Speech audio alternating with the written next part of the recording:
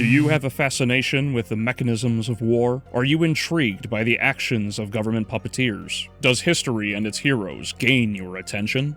And most importantly, do you like big stompy robots? If any of these are for you, then welcome to BattleTech.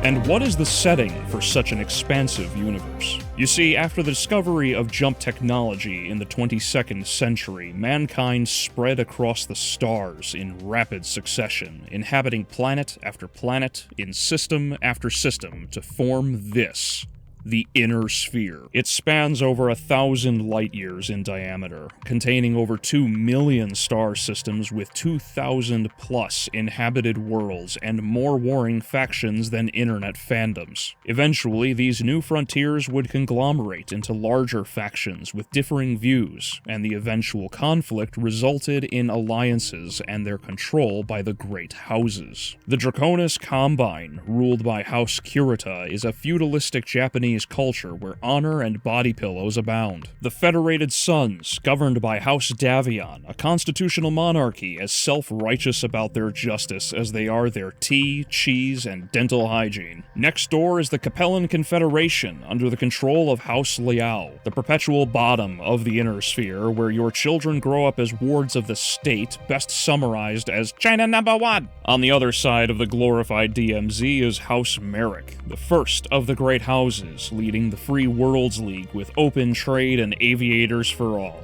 Lastly, House Steiner commands the Lyran Commonwealth by throwing more money than God at their problems and valuing status and position above all else. While each house has their own extensive armies, intelligence agencies, and the like, a unifying force was created to maintain order across the sphere to ensure safety, fairness, and peace.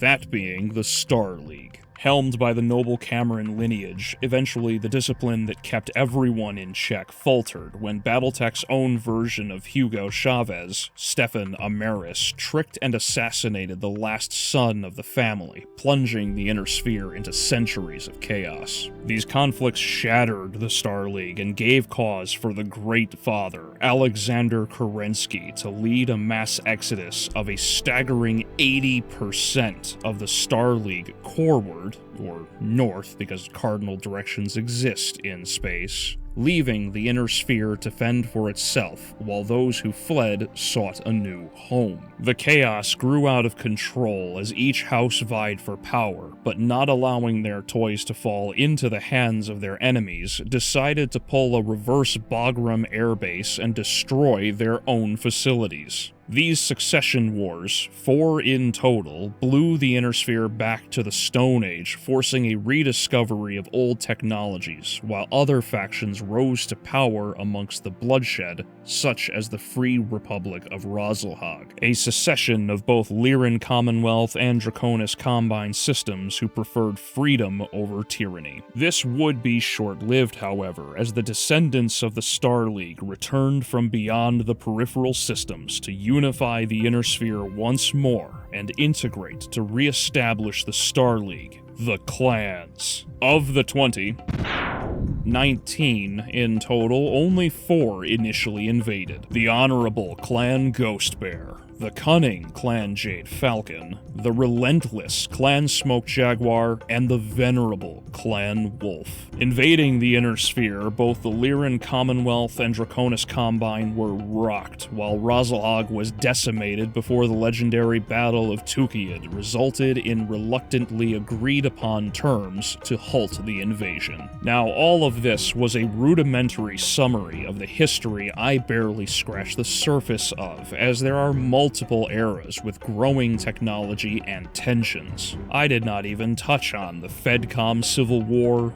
Word of Blake Jihad, the Dark Age, Republic of the Sphere, or the current Ill-Clan eras. Now, what exactly is BattleTech? Well, it encompasses the questions I proposed earlier and more, as a franchise spanning now 40-plus years and predating Warhammer 40k by several. The core is a hex-based tabletop wargame that has expanded with numerous updates, multiple variants, novels, video games, and more. The main selling point, of course, are the battle mechs, large, often bipedal war machines strapped with enough firepower to end all the gang violence in Chicago overnight. Mechs, as the name is often cut down to, are not like your run-of-the-mill anime mecha, pirouetting with thrusters like ballet on ice. BattleTech is a much more grounded science fiction where the technology is believable and realistic, hence why a Gauss rifle only fires approximately half a mile before losing effectiveness. And the Nero helmets you strap on almost make your mech feel like a second skin.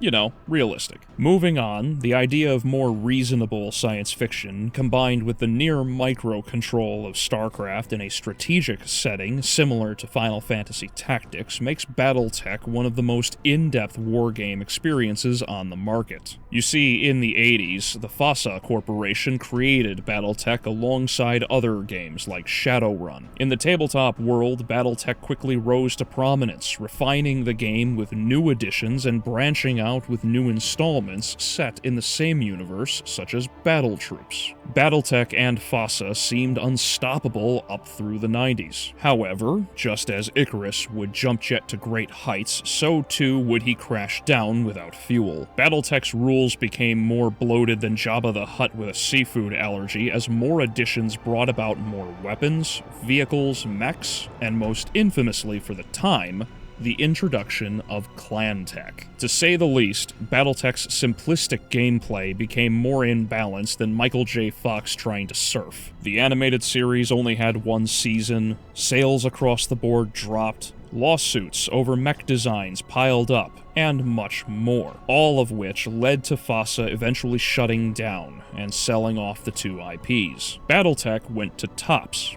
the baseball card company, and MechWarrior to Bill Gates' dick, Microsoft. Now, in recent years, BattleTech has entered a sort of renaissance under Catalyst Game Labs, or CGL. While my misgivings about CGL grow with their continuing incompetence, poor treatment of the fandom, and basically acting like a bunch of Capellans in real life, I would be dishonest if I did not explain many of the positives they have brought to BattleTech. First, the incredible bloat of BattleTech's rules have been stripped down to only the necessary core functions, like how to play BattleTech and build a mech. CGL has worked to reprint many of the old novels under the subtitle Legends, should you not wish to obtain the older books, and while also continuing the literary ends with new stories and anthologies. Again, despite the drop in quality. Now, you may be asking yourself, if I want to get into BattleTech, where do I start? Do not worry, Wet Nose. I have you covered. BattleTech, for those who have not played it, can appear overwhelming with record sheets, figures, mats, and more, when, truthfully, if you can fill in a crossword puzzle, you can play BattleTech. As mentioned before, there are multiple box sets, such as the Beginner and Essentials boxes, both of which are introductory to give you a taste of what awaits you. Each comes with unpainted figures, record sheets, pilot cards, a quick start rules booklet, and the only pair of 6-sided dice you need for the entire game, no matter the depth of play. Think of it like your simulation training. And should you want to step out of the simulator and pilot a real mech, the core box, A Game of Armored Combat, is the complete baseline BattleTech experience for those who wish to become true mech warriors. It offers more of the same from the previous two boxes with complete record sheets. The only requirement on your end is a pencil to track information, but What if you want more? Put simply, Cadet, BattleTech is as complex as you want it to be. The aforementioned Quick Start rules, or QSR, are a stripped-down version of the core box for those who want to enjoy BattleTech and complete the game in less than an hour or so. While there are not QSR record sheets for all mechs, you can use the top half of a complete record sheet to simulate such. Or perhaps you do not like the core gameplay and want something more akin to Warhammer 40k. BattleTech offers an alternative version called Alpha Strike, or AS, which is a much more simplified version, condensing entire record sheets into simple cards, and movement is not the use of points, but rather measured in inches. If this is still not enough for you, there are ways to acquire more figures and products, whether first-party through CGL and older official sources, or third-party if you do not want to support CGL. Numerous books offer additional rules building upon the core and Alpha Strike rules, including a deep and intimate RPG, putting you both in the pilot seat of your own battle mech and the universe itself with all the fun and immersion of Dungeons & Dragons. And if you do not want to delve into the tabletop and keep your bank account happy, there are multiple video games you can indulge in. As far back as 1989, the MechWarrior series has continued to put out the occasional game from the core mech simulators of MechWarriors 1 through 5 and Clans. And before anybody challenges me to a trial of grievance, I am but a messenger for those last two. Moving on, the top-down RPG of Crescent Hawk's Inception and Revenge,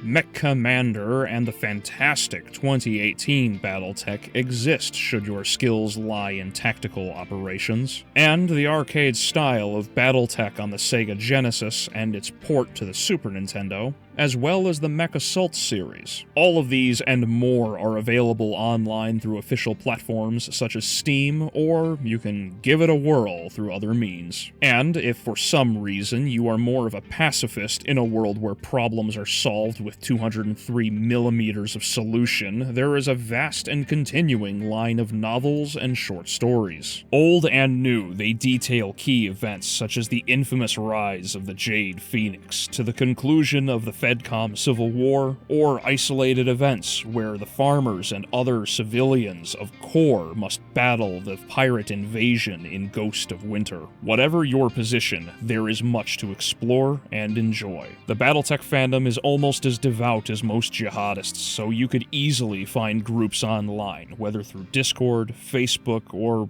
what have you, with numerous YouTube channels of varying dedication, such as Razor Fist, Mage Leader, and the Black Pants Legion. So if you want to flex your strategic muscles, give the tabletop a shot. Want to immerse yourself in one of the richest role-playing systems? Try the RPG. If those are too boring for you, then all of the video games are available online. And of course, for those who choose not to engage in battle, there is the legion of books. Whatever it is you choose and wherever you start, I hope you enjoy this great franchise.